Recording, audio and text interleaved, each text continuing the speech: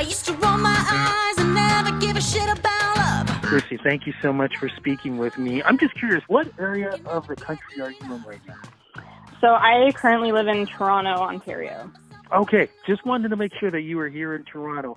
So, we're dealing with stage 3 right now with COVID-19 and, all the crazy things that we're seeing on social media. Like, how are you holding up throughout all this for the last couple of months and just all the constant changes that have been going on, not just here in Toronto, but literally in Canada and around the world?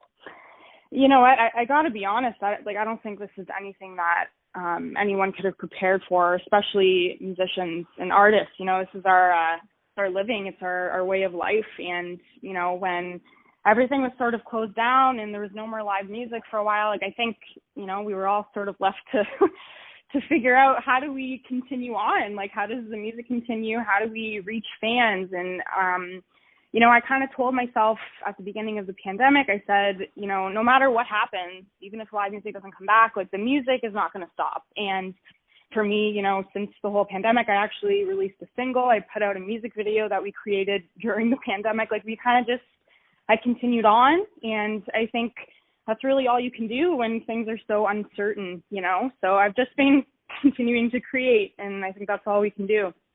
Has your creativity been challenged because of the pandemic? Oh, absolutely. I think it's interesting because I feel like I've sort of gone back and forth with that. I think initially things sort of remained the same, but as the pandemic sort of, kept going, I think, you're not able to experience much anymore. There was a lot of sitting around and being in, the same place all the time. And I think that definitely hinders your creativity. But as musicians and artists, you kind of, you always go back to the music. And I think you still find a way to keep creating no matter what. And one of the big reasons for you, of course, is you literally grew up in music. Can you talk about your earlier days growing up and your family influences, please? Yeah, absolutely. So, my dad is the biggest reason I'm doing all of this right now. He was a singer, songwriter, producer, multi-instrumentalist, you name it. And I actually grew up in Windsor, Ontario, and he owned a music conservatory there. So I sort of grew up there. And not even just him, but everybody on my dad's side of the family, they're all musicians in some capacity. So I've just always been around it. It's been normal to me. I sort of grew up with that, and I thought, okay, so music is just normal, right? But I've always been singing. I've always been writing and performing. I've been doing that since I was probably 4. So, yeah, as I grew up, I think I gravitated to it more and more, especially as a songwriter. I think it just became this creative outlet for me. That was, just sort of normal. And I think about 2 years ago, I decided to make the move to Toronto and pursue it at a bigger level. So. But growing up, though, you mentioned living in Windsor. There are two places that I think multicultural in that music aspect, Toronto and Windsor. Windsor, especially because of what you can get from hearing in the U.S. Absolutely. How did that influence your musical choices and musical flavors? You know what?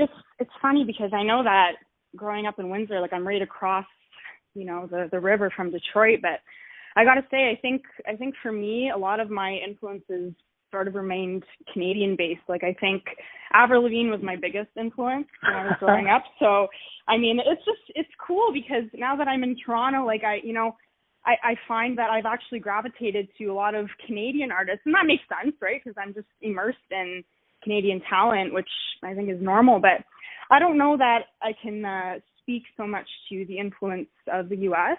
on my career, but I think in regards to even performance opportunities, that definitely helped me get my start. I actually sang in a wedding band for about 8 years of my life, and I did a lot of weddings and stuff across the states and stuff. So, I got a lot of performance opportunities there, which is so incredible, and that definitely helped me get to where I'm at now for performing. We talked about musical influences, but lyrically, though, what kind of stories did you start to learn that you like to talk about? Oh, geez, everything. For me, when I started, I think I wrote my first song when I was 6. I want to say, and it was about nothing. Like I still have the song saved, and I just think even as a child when I was, growing up in school and stuff, like I always felt like I was, kind of an outcast because I was a tomboy and I loved music and I didn't really do all that well with, academics. And I think I always went back to writing and kind of expressing myself and trying to figure out who I was. And that's sort of why I loved Avril Lavigne. Like when she came onto the scene, I think I was in grade 4 when that happened, which is so funny. But I gravitated to her right away because I thought she was like edgy. She was like a tomboy and she had something to say. And I loved that. So. You just made me feel old when you said that grade 4 was when you heard her. Basically, when you were in grade 4 was the first time I interviewed her. So. Oh my God. You definitely made me feel old right there. I'm so sorry. But you're still really cool. So. Thank you. I appreciate it. Oh my God. Toronto. Why was Toronto the right place to move to, and what has Toronto done for your career? Well, you know what? For me, that was kind of always the goal, and I can't even really tell you why at the moment. I just, when I was growing up, we had relatives that lived here, and I would always come to the city, and it has this aura about it, and I always wanted to kind of come here. And, before I moved, I was actually sort of making connections with people in Toronto, and I had been going back and forth for a little while, writing and recording and doing that kind of stuff, and I just felt like it was the right place to be. And I knew that, I might not end up here forever, but I at least want to go and experience something else and kind of be outside of my hometown. Well, we want you to stay. So please do that. And another big reason why is, of course, because you've got great music. The summer always need those signature songs for us to help us remember 2020. You've done that. You've released a song in the summer. What is the new single and what's it about, please? So the new single is called Falling for You. And, this song, it's so funny because it's such a contrast from the last few releases that I've had. And I think based on where I was emotionally at the time of all those previous releases, they were all really quite dark. And I think I sort of created this hard shell around me in a sense to protect me from the things that I was afraid of and, the things that sort of hurt me in the past. It was right around the time that I had moved to Toronto, too. So this song is so interesting because it's about when I actually fell in love with my boyfriend. And I had actually just released the song Hard in My Heart when this kind of came about. So I think it's so funny. I was promoting my single about shutting out the world and shutting out love and sort of relying on myself. And then this guy came along and just changed everything. So the song's about giving into love again, and not only giving in, but actually pursuing it for me, and be completely melted away that, hard exterior that I built for myself and brought out this girl who's just, open to what was about to happen. And I think it's flirty and fun and edgy, and it's definitely quite different than everything else that I had been releasing. It's messed up, I need your touch. Ain't gonna lie, I drink too much. Might say something crazy. Baby, can't blame me. It's messed up, I need that rush. Ain't gonna lie, never been this drunk. Might say something hasty. Baby, can't blame me. I'm falling so bad, so bad, so bad. I'm falling for you so bad, so bad, so bad. I'm falling so bad. Everything you said now, I'm going to myself now. I understand why it's got that 90s feel to it. That explains a hell of a lot. What have fans been saying about it? Fans ever heard the single? You know what? I think it's such a contrast from the stuff that I have released. I think it's brought about this new Christee Palace now, who has a different outlook on love and just being able to be open to things like that. Even though you might think you're done with love, it's not done with you, and you just kind of have to be open to it. And I think they've all sort of gotten that from it. Amen to that. Are you doing any virtual performances? Yes, I am. I'm continuing to do live performances throughout my Instagram, and obviously, given the current situation with the pandemic, it's just about trying to find new ways to get your music out there, right? So performing as much as I can, and now that live music is sort of coming back, I'm hoping to be able to play some shows sometime soon. So.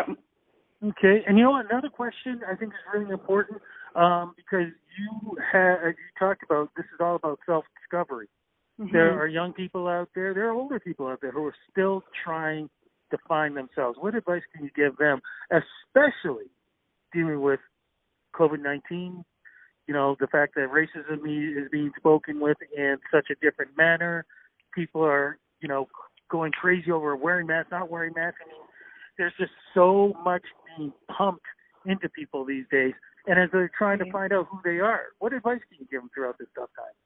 Oh, goodness. I mean, that's such a great question. I think the only thing that I could really say is to just be honest and true to who you are. If you have something to say it, get out there, try to experience as much as you can, make your impact on the world. If you disagree with something, have a voice and stick up for the things that you believe in. And I think the more that you are outspoken and you stand up for what you believe in, I think the quicker you are to find yourself and find out what you truly believe to your core, Amen again to that. Social media, place to go to follow you. Where do we go? Right.